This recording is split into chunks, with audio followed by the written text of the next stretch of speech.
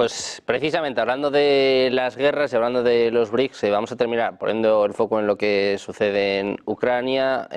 No sé si lo habrán visto, pero esta misma mañana el secretario de Defensa de Estados Unidos decía que ya hay evidencias, que ya hay pruebas de que Corea del Norte tiene soldados en África. Ha dicho primero en África, se quería referir, imagino, a Ucrania. Igual no tienen muy claro ni siquiera ellos lo que está sucediendo. La OTAN también confirmaba hace escasos minutos la presencia, dice que tienen pruebas, que tienen evidencias.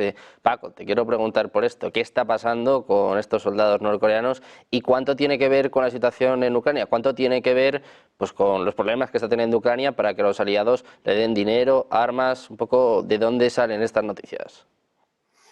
Bueno, estas noticias están saliendo fundamentalmente de una fuente, que son la inteligencia surcoreana. Entonces, claro, yo lo metería en el congelador todo este tipo de noticias con respecto a tropas de Corea del Norte en Ucrania o en Rusia, ¿no? Por otra parte, bueno, sí, Rusia acaba de firmar un acuerdo de defensa mutua con Corea del Norte, ¿no? Con lo cual no sería nada extraño, por otra parte, que hiciera maniobras conjuntas, por ejemplo, ¿no? Con tropas norcoreanas en territorio ruso, en territorio norcoreano, como hacen con China también, por otra parte, ¿no? Pero vamos, yo lo metería todo esto en el congelador porque ya digo, la fuente fundamental es la llamada inteligencia surcoreana, y no olvidemos también que Corea del Sur es un país que está en estado de guerra con Corea del Norte, ¿no? Entonces, claro, esto es como lo del tío de Kim Jong-un, ¿no? Que recientemente lo han ascendido de rango y que ha sido fusilado 3 veces ya. Lo fusilan cada 6 meses los medios occidentales, ¿no? Por eso, bueno, la noticia sobre Corea del Norte, que dicen que es el país más hermético del mundo, pero que paradójicamente también la prensa occidental no para de publicar noticias que luego resultan ser falsas sobre Corea del Norte. Pues bien, es decir, yo no les daría mayor credibilidad, ¿no? Y por otra parte, pensar que el futuro el devenir de los acontecimientos en el conflicto ucraniano no va a depender de Corea del Norte, ni mucho menos, ¿no?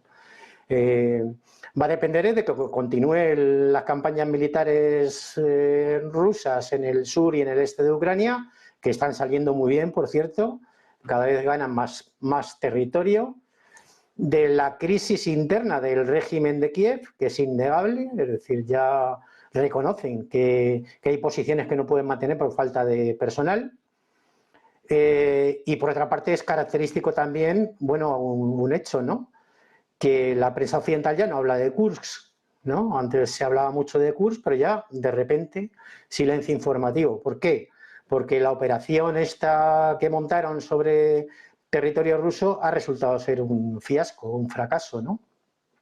El otro día comentaba que había una unidad de élite, la Brigada 72 del ejército ucraniano, creo, que recordar que era, que ha sufrido en Nucledar un 92% de bajas entre muertos y heridos. Es decir, solo han conseguido escapar de ese bastión que llevaba siendo fortificado una década, no lo olvidemos, por parte del ejército ucraniano, un 8% de las fuerzas ucranianas. Y en el caso de Kursk están intentando romper calderos o bolsas del ejército ruso porque están liquidando a las fuerzas ucranianas y a fuerzas especiales de la OTAN, de países de la OTAN, que están allí sobre el terreno, ¿no? Entonces, bueno, no creo que vaya a influir mucho que Corea del Norte participe o deje de participar en el conflicto ucraniano, ¿no? Es decir, yo creo que Rusia se basta y se sirve sola, bueno, también con la ayuda de los que antes eran ucranianos, ¿no? No lo olvidemos, ¿no? Porque la toma de posiciones en el frente sur, ¿no?, de Ucrania, en Donetsk y Lugansk, también están teniendo un bastante protagonismo milicias antifascistas de esos oblasts, ¿no? Es decir, que ahora forman parte o están encuadradas en las fuerzas rusas también, ¿no? Es decir, que esto es un conflicto sobre el terreno con la fuerza sobre el terreno, no tiene nada que ver con Extremo Oriente. Javier, pues lo mismo te quiero preguntar, porque también veía que lo apuntaban por el chat, hombre, que la OTAN se queje de esto cuando se ha hablado o se han visto, ¿no?, soldados franceses, ingleses, también es un poquito hipócrita, más allá de que esto sea verdad o no, ¿no, Javier? Es que diría además que a nivel de conocimientos culturales, históricos, geográficos de los líderes occidentales y centrándome en los de Estados Unidos, he coincidido con muchos universitarios en mi etapa universitaria internacional que hoy día tienen cargos en Estados Unidos pues confundir a soldados con rasgos asiáticos dentro del ejército de la Federación Rusa, como pueden ser de origen uzbeco, tayiko, talmuco, con norcoreanos, pues eso dice mucho, aparte de la publicidad que viene de Corea del Sur, el hecho del desconocimiento absoluto de la multiculturalidad y de la multiorigen étnico que tiene la Federación de Rusia. Entonces, confundir con alguien con rasgos asiáticos como un tropa norcoreana, ya por esa parte, como poco me hace sonreír cuando no es el desaliento de manos de quien está Occidente. Pero es que además, aunque así fuera, y lo repito por tercera vez, aunque así fuera, cuando estamos viendo que en la guerra en Ucrania, de la guerra OTAN ucraniana, hay mercenarios de todas las nacionalidades, incluso de allende los mares del Atlántico, es decir, latinoamericanos, pues aunque así fuera, ¿por qué se rasgan las vestiduras los occidentales? Primero, analfabetismo de desconocimiento de la multiculturalidad y multirracialidad que existe en la Federación de Rusia. Y segundo, si existen colaboradores voluntarios, los que vienen de allende, del otro lado de los mares, o de los que vienen de países europeos o países africanos pagados por Occidente y por la OTAN para la guerra en Ucrania, eso no causa problemas. De verdad, es que esta publicidad es para idiotas. Entonces, quien entra dentro de la categoría de creerse, primero, lo que es una publicidad, segundo, lo que es un desconocimiento de unas tropas de rasgos asiáticos que pueden ser, repito, uzbecos, talmucos, tayikos o de donde sean, de lo que antes era la Unión Soviética.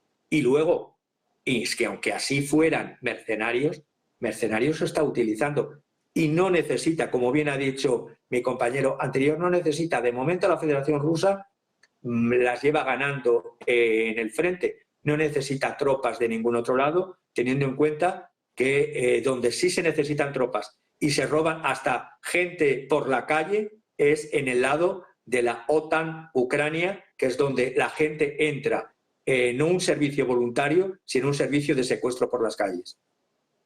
Pues precisamente mirando a lo que sucede en Ucrania, vamos a hacer un breve impasse, vamos a mirar a lo que les contábamos al inicio de este espacio, a este ataque terrorista que ha tenido lugar en Ankara. Les contábamos que la agencia Anadolu hablaba de este ataque en el que, desgraciadamente, ya sabemos que han muerto 3 personas, 5 han resultado heridas y las autoridades municipales permanecen como rehenes en la planta de Tusa. Es la última hora en cuanto al ataque que les estábamos contando precisamente al inicio de este espacio. Seguimos actualizando las cifras con hasta ahora 3 fallecidos y 5 heridos. La agencia Anadolu ha informado este miércoles de que se producía una explosión en la sede de la empresa aeroespacial turca Tusa, situada en Ankara. Se han escuchado disparos y se habla, según el Ministerio del Interior turco, de un atentado terrorista con mártires y con heridos. Los equipos de emergencia están en este lugar, como decimos, con hasta ahora al menos 3 fallecidos. Antes de terminar, Enrique, te quiero preguntar a ti también por estas noticias que hablan de soldados norcoreanos en Ucrania y también un poco el número, ¿no? Que es irrisorio, que estamos hablando mucho de esto, pero dicen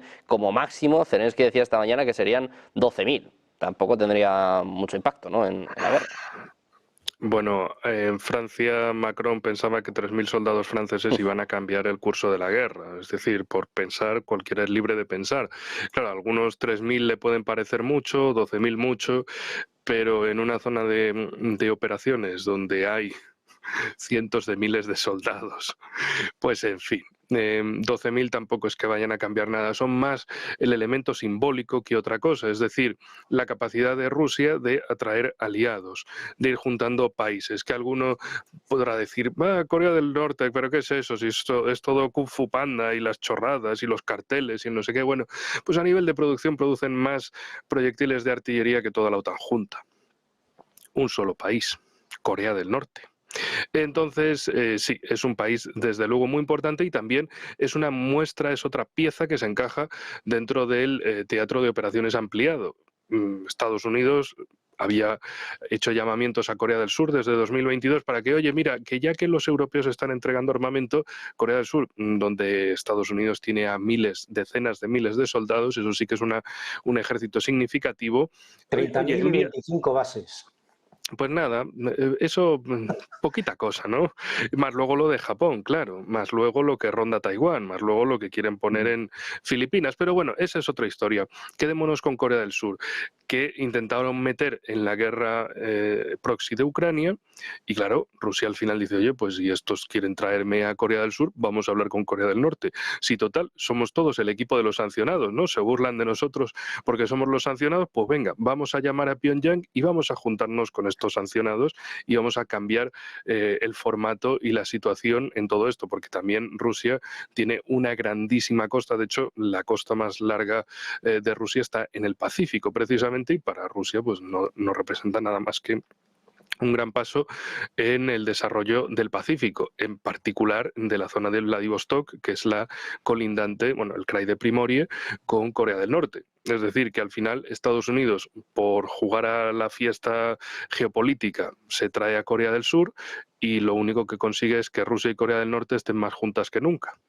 Pues muy bien, más luego Rusia e Irán, Rusia y China, Rusia, India, Rusia, Pakistán y así sucesivamente. Es decir, es un elemento simbólico, es un paso más de ese acercamiento entre Rusia y otro país que, por supuesto, ahora no necesita ninguna tropa norcoreana, ya tienen suficientes, pero es simbólico. Es el hecho de, oye, Estados Unidos, tú me quieres traer aquí a colegas tuyos a la fiesta, no te preocupes que yo también tengo a mis colegas. Eso sí, los pongo por aquí, pero que sepas que no necesito nada más que ellos.